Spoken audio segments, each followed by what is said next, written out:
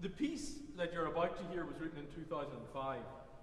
We've commissioned Huang Ruo to write 3 pieces of music for us as part of a bigger project we're calling Messenger, which started with commission from a Belfast composer. I've no idea why we picked a Belfast composer, but we did. And over the next 5 years, we're commissioning Huang Ruo to write, who's from China, to write for our Korean viola player. Our cellist, who's of Armenian descent, has commissioned Lera Arbach, the Russian composer, to write for her. And we plan to use this music as a portal for a much more holistic, comprehensive examination of these great cultures. One of the Irish consul generals came up with the phrase, music is the medium of engagement.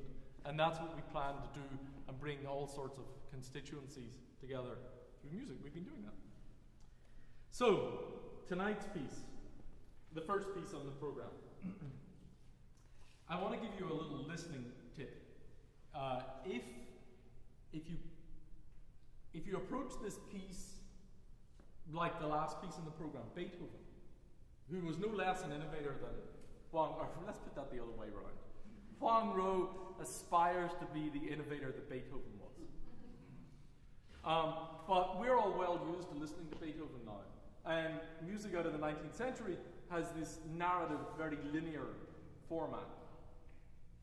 And you've got an idea of what to expect, and you follow along, and it leads to the climax of tension and resolution, and we all have a very good time and go home whistling the tune. It's great.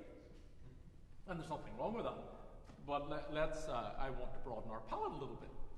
Huang Ruo's music is not like that at all, and if you try to listen to it like that, you won't get in. The piece that you hear is one of a series of dramas that he's written. And if you put music here, and drama or theater here, and Western culture here, and Eastern culture here, the experience that you'll have is somewhere in the middle, and will tilt one way to the other, depending on your perception on how you receive it. I suggest to you that instead of listening to it like a narrative format, what this piece is, to me, is a series of characters and personalities that occupy this 3-dimensional soundstage here. When you talk to Huang Ruo, he talks about having songs in his head first, and then he goes and tries to get the instruments to create the songs. And it's not a linear construct either. I mean, there is a progression, but things happen at the same time, or go backwards, or there are parallel. What I hear, there are parallel universes happening. There are characters that happen all around the stage, personalities that just erupt. And it's not like the viola is one personality and the flute is another. The sounds that the instruments make conspire to have these things appear. And they're not necessarily individuals.